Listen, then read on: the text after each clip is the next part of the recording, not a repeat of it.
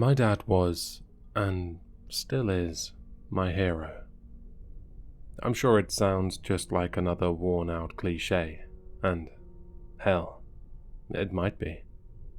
But it is very important to me that you remember this piece of information, because otherwise, all the things that I'm going to tell you about, all the actions I've taken, will make me seem like a total lunatic.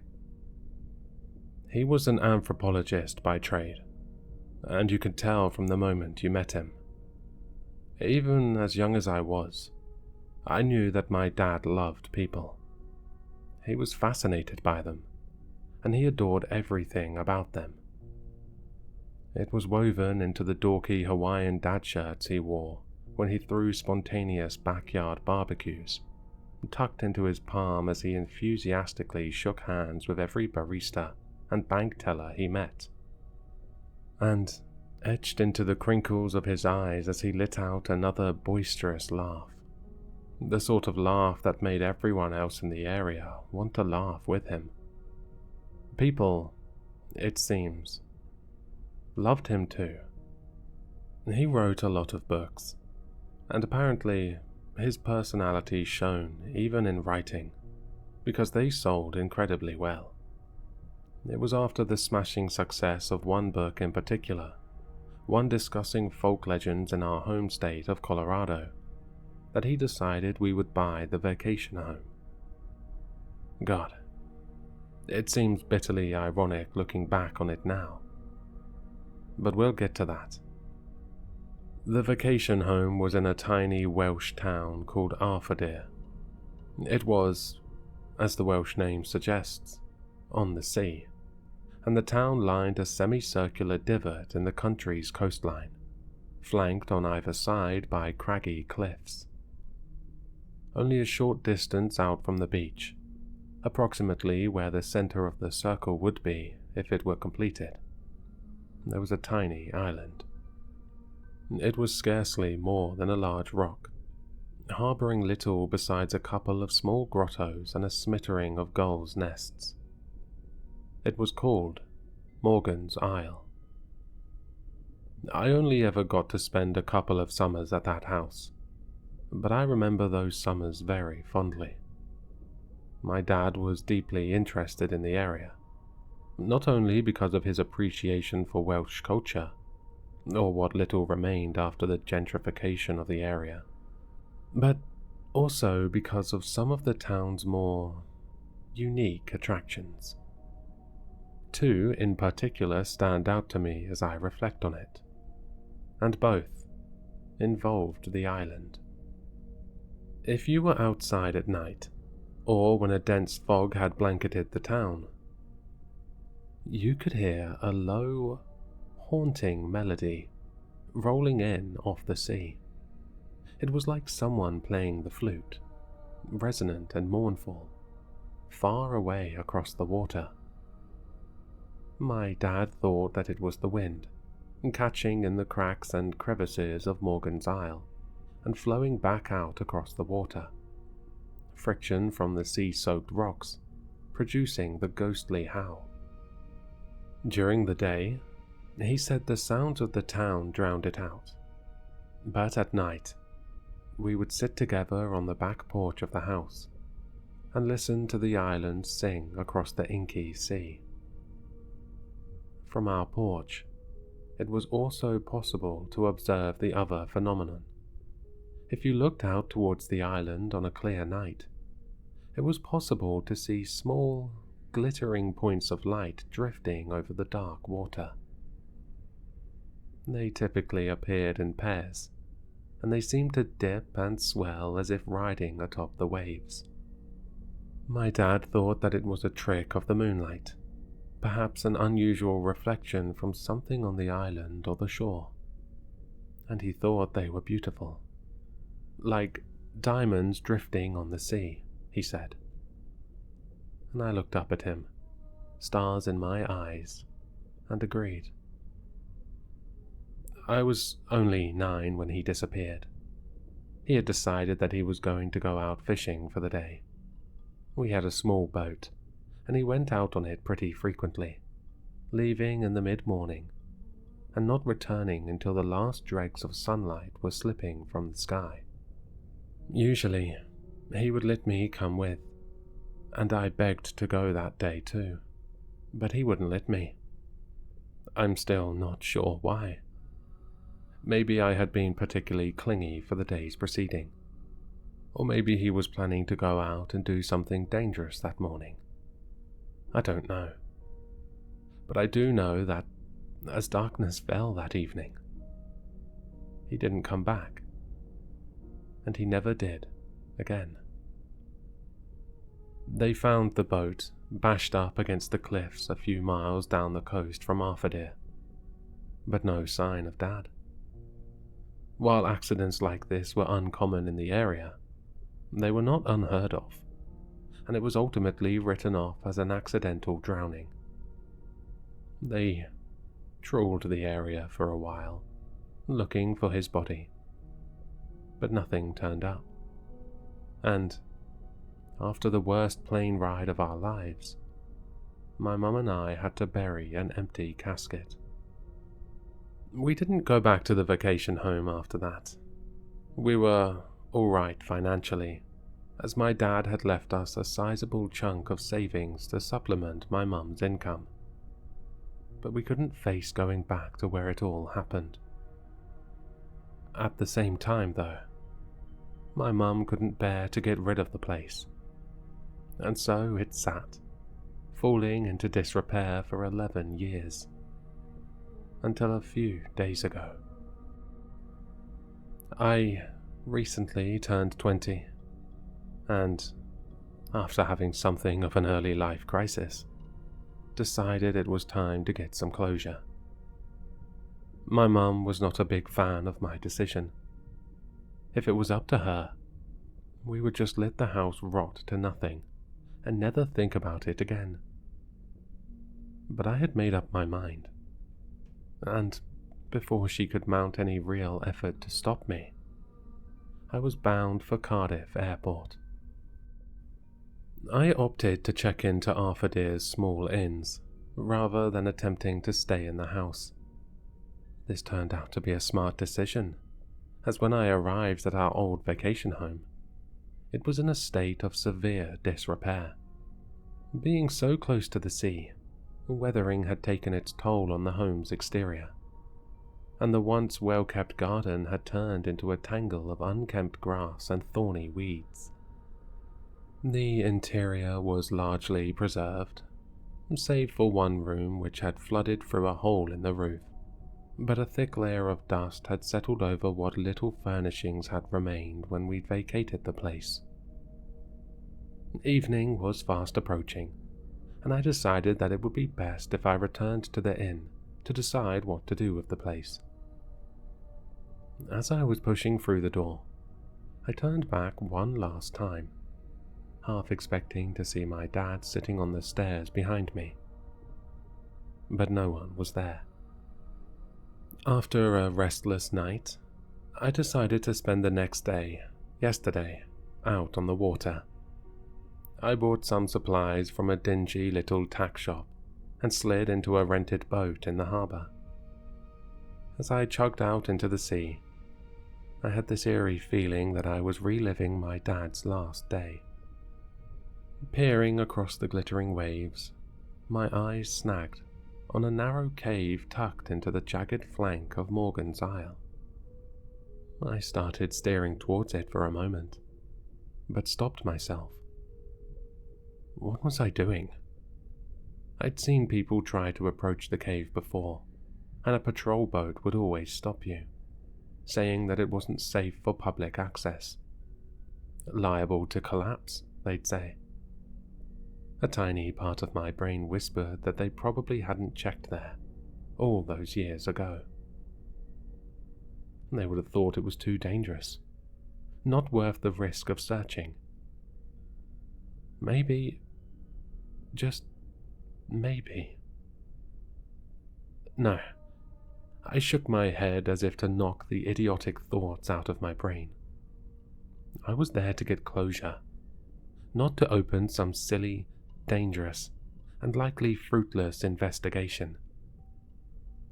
I found myself a good little spot a little ways past the island instead, and settled in for a day of fishing. I didn't end up catching anything. We had never caught much when I was younger anyway, and the years between had taken their toll on the already dwindling fish population. Besides, I could never quite completely wipe the thoughts of the cave from my mind.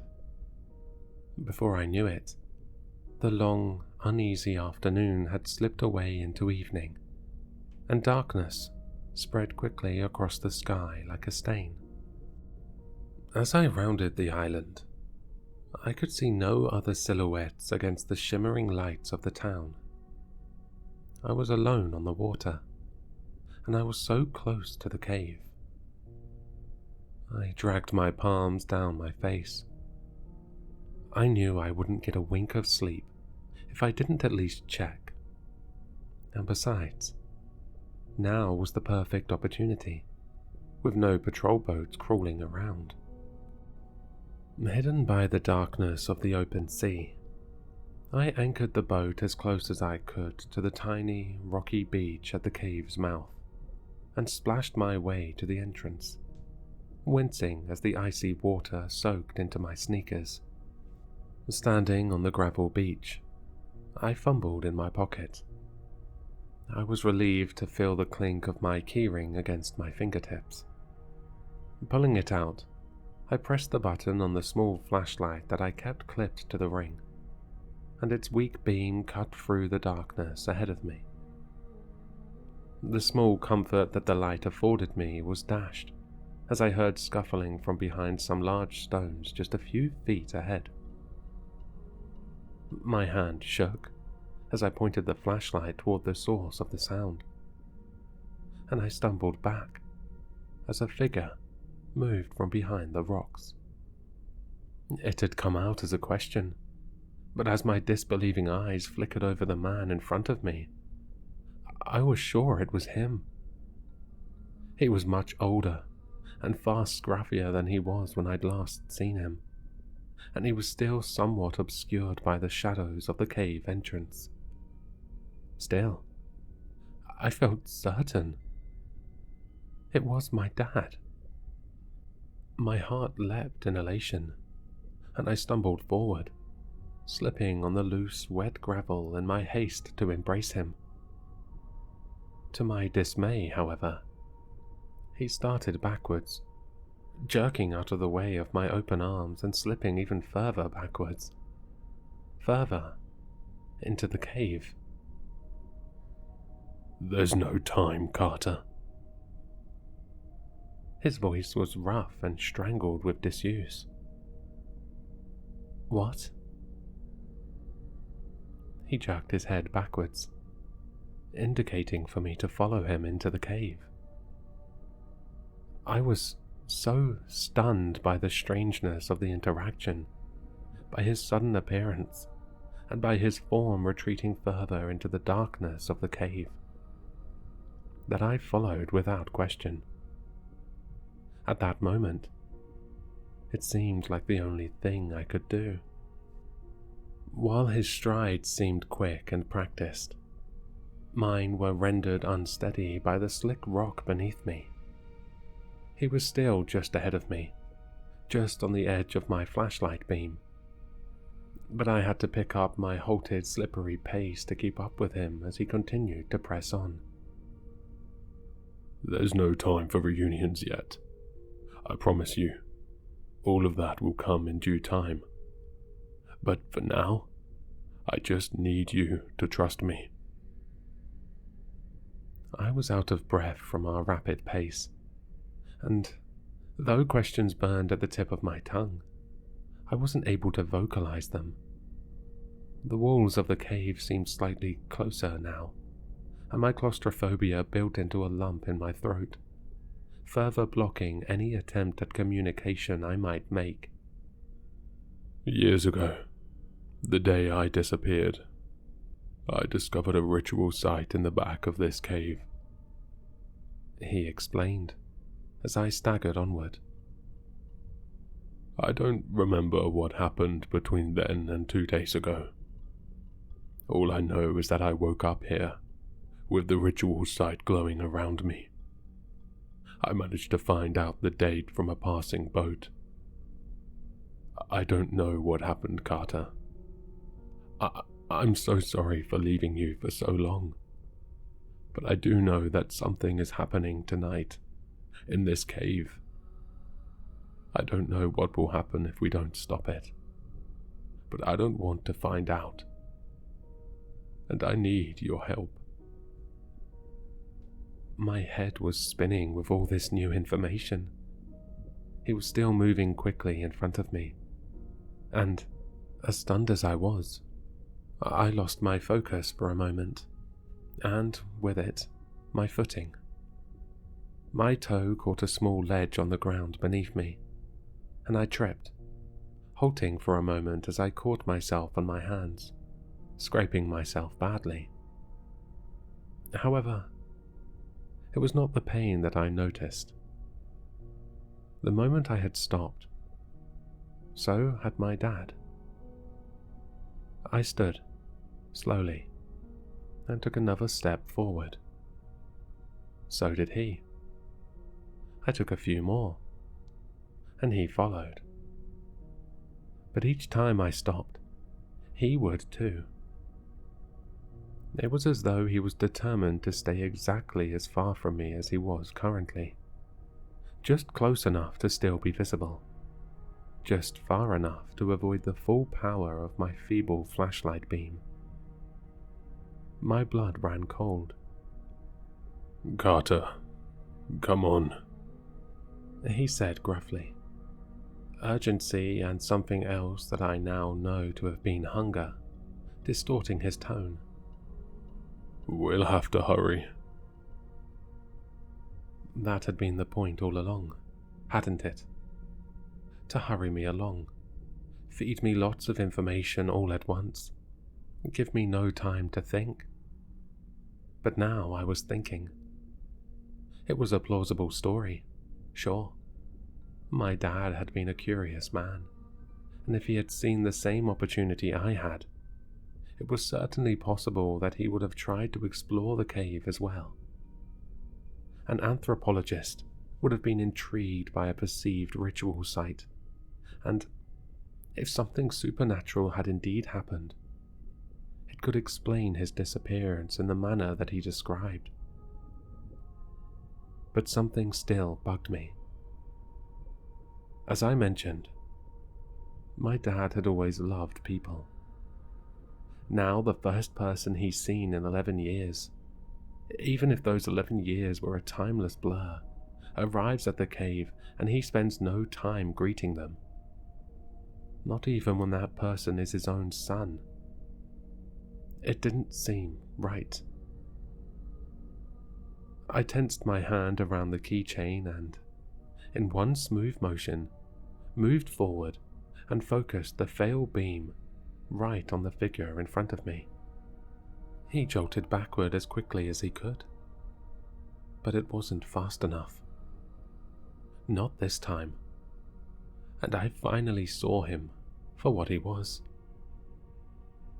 Sure, he looked a lot like my dad, an aged-up, banged-up version of him, tailor-made to look as if he'd been unconscious in a cave for 11 years. An excellent copy. But I could also see why he'd been avoiding the light. In the detail afforded by the dim light, I could see the way his limbs seemed slightly too long, the way his shoulders didn't quite slot in their sockets, the way his teeth seemed just a bit too large for his mouth. And his eyes. Christ. They were the same color as my dad's, sure. But that is where the resemblance ended. They were empty, glassy, artificial. Like the false eyes they stick in taxidermied animals. A poor imitation of the real thing.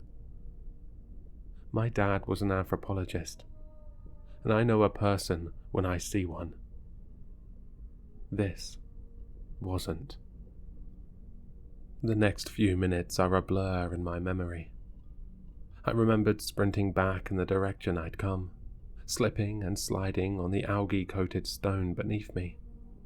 I could hear him chasing me. And, worse, I could hear more of them behind him, scampering through the cave on what sounded to me like wet, slippery, clawed hands and feet. As I ran, I kicked rocks backwards, hoping they would slow the creature's progress. I guess it must have worked, because the next thing I knew, I had flung myself into my boat and gunned it away from the island, not even bothering to look back and see how close of an escape it had been. This brings me to today. As you might expect, I didn't sleep a wink. I spent the whole night researching, trying to figure out exactly what it was that happened to me. From what I've put together, it is likely that the first part of the story I was told was true. My dad probably did see the cave, seek the opportunity to explore it under the cover of darkness, and venture deep into it, hoping to discover a hidden anthropological treasure. But I don't think he found anything human in that horrible place. And I am certain now, even more than I was, that he is dead. Do you know where the name Morgan's Isle comes from? I certainly didn't before my midnight research session. I had always assumed that it was just named after an important figure in the area, like Jacksonville or Pennsylvania in the United States. It turns out, though, that this is not the case. I doubt that many of the current residents of Arthurdere would pick up on the name's significance. Hardly any of them are Welsh, and fewer still are old enough or rooted enough in the area to remember any of the legends attached to it. As it turns out, a Morgan, or Morgen, is a Welsh term for a creature that entices men into its lair, usually with its beauty or enchanting voice, in order to drown or consume them. In the US, we might refer to this creature as a siren. I believe that it is likely these creatures that I encountered in the cave last night, and if this is the case, there is no doubt in my mind that they are responsible for the disappearances of a number of visitors and locals alike over the years, including my poor father. As I am recording this, I'm sitting on the back porch of the old vacation home. My flight leaves tomorrow morning, and I have one more night in the grubby little inn up the road. But something called me back here, telling me to look out over the darkened sea one last time. I sincerely hope that it wasn't the sound that brought me here, that beautiful, achingly sorrowful timbre that echoes up the bluffs and draws me closer, sounding so much more melodic than it did all those years ago. Leaning in, I can see the flecks of light on the water again, tipping hypnotically up and down as waves roll by beneath them. I feel sick to my stomach. My dad was wrong. They aren't anything like diamonds. Looking at them now, I can see them for what they are. Fake. Dead. Empty. Like taxidermy.